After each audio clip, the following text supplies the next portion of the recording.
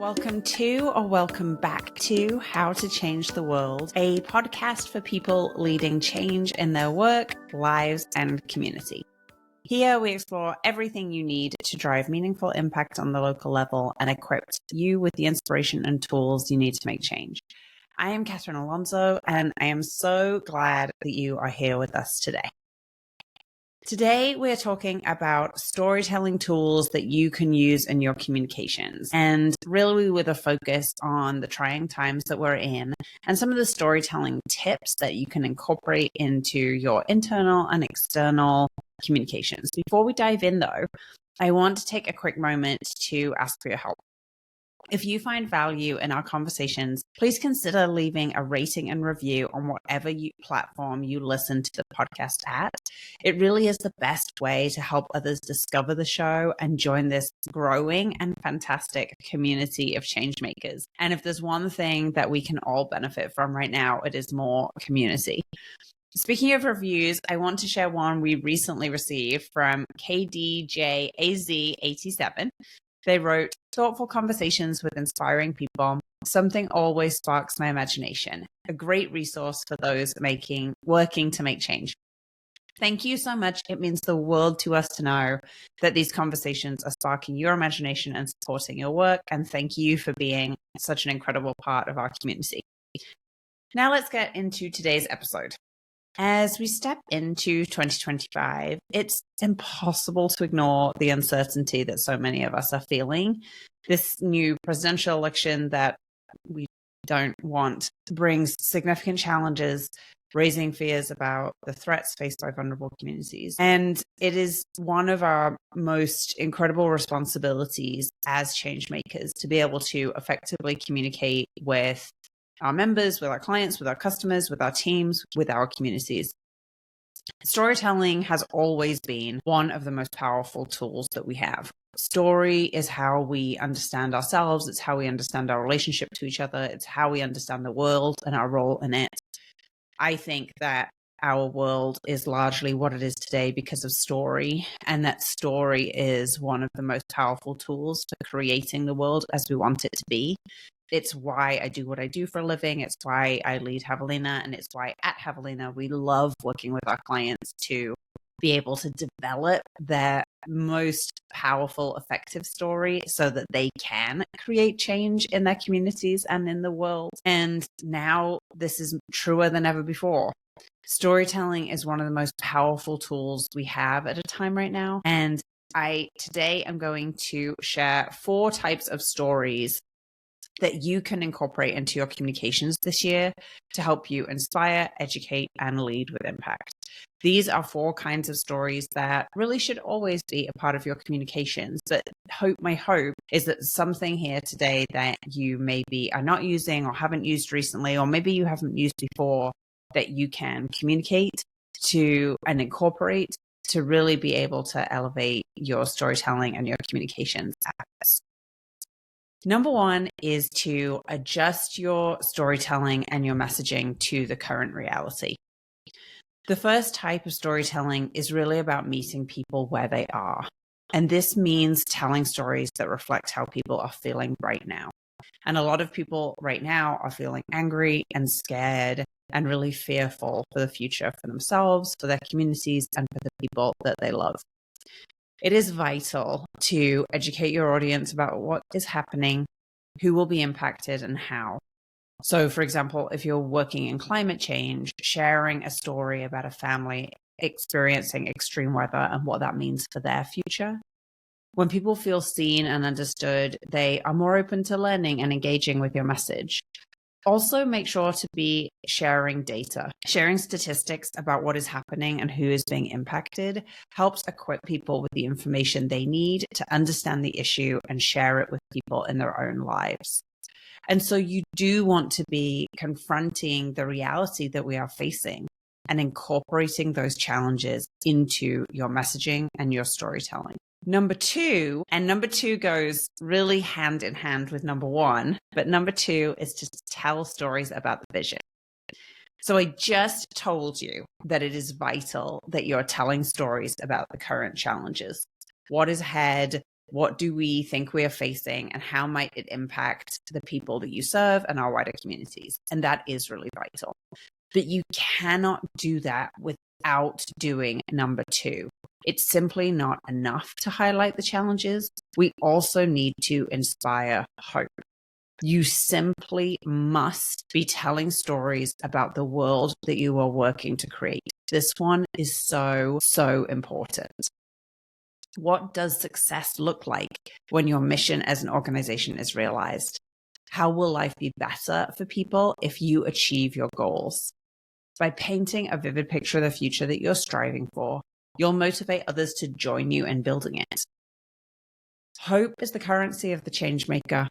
We cannot afford to let it go. And this year more than ever, we simply must inspire hope in our audiences. But you must balance number one and number two. And this is maybe the hardest part. You can't be tone deaf and only talking about this idyllic future that we are going to create. But you also don't want to be beating people over the head with bad news. You run the risk of alienating people, causing them to disengage completely. Also, there is amazing, life-changing, life-shaping work happening on the local level, and we want people to know that story. So the key is to balance number one, adjusting to the current reality, with number two, telling stories about the vision. And this is very true for your external communication, but it's also something to think about for your internal team. Your team needs to hear from you more than ever about the vision. What is the world that you are working toward? What is the better reality that you are creating for the people that you serve? And so find ways to tell that story in your staff meetings, in your regular communication with one another. Think about how you're creating reminders in your virtual spaces and your physical spaces for this better vision that we're working toward. Remember what I said, hope is the currency for the change maker.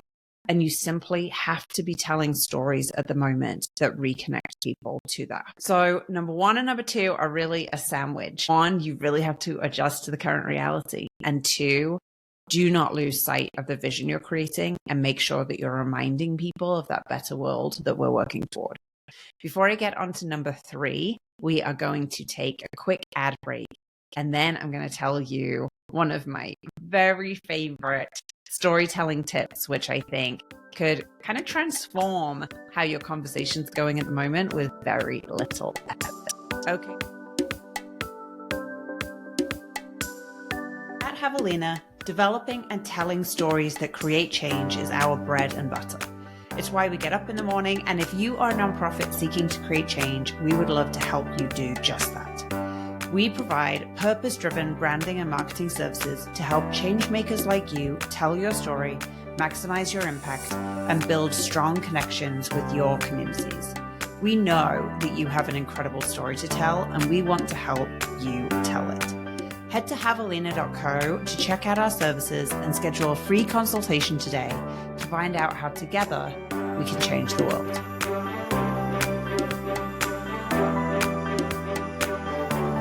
So we talked before the ad break about two really important types of stories that you need to be incorporating into your communication. One is confronting the harsh reality that we are facing, policies, decisions, changes that are coming down the line and how they are going to impact the people that you serve.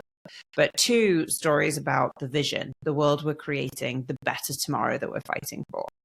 And those are fairly ongoing, complex things to incorporate. This next one is really simple. It's a very simple shift that can generate really powerful results for you. And that is to explain the work that you do in really simple, accessible terms. This one is so important for reinvigorating your existing audiences and helping to reach new ones. So the trick is to explain the work that you do as though you are talking to a 5-year-old. So as on your own or with your team, brainstorm, how do we explain what we do to a 5-year-old? So, for example, I have a good friend who runs a counseling practice for people who are traumatically bereaved.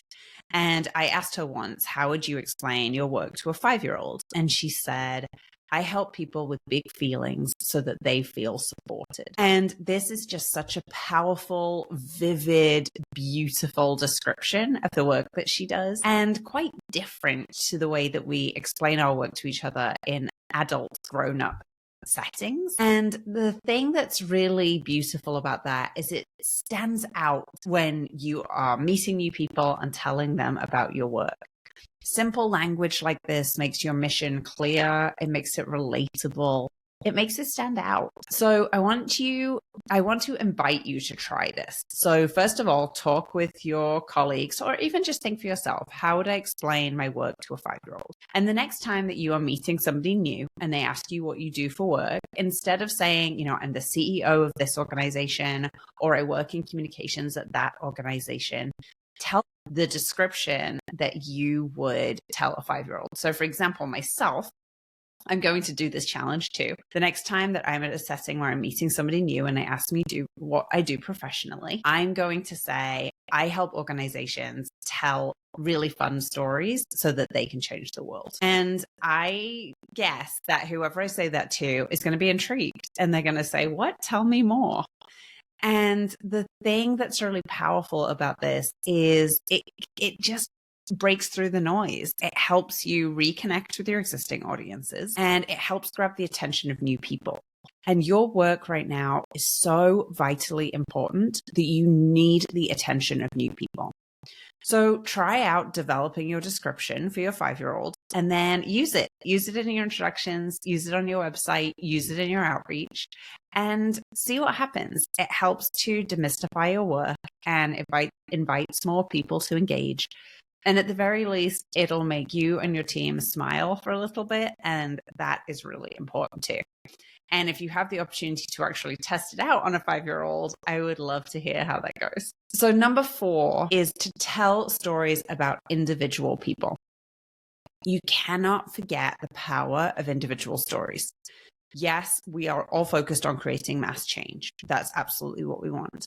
But the stories that tend to stick with people more often than not are about individuals. In the last interview on how to change the world with Veronica Aguilar, we talked about her nonprofit, Young and Empowered Women, which focuses on narrowing the gender gap in leadership positions and tackling pay equity. And we talked about big macro changes that she imagines for her work with young and empowered women, and this big dream and vision that she has that everybody would have the same access to education and opportunity that really inspired her work. But then she also shared a story about one of the participants who had been involved with young and empowered women, who was able to negotiate a raise at work after being involved in the network.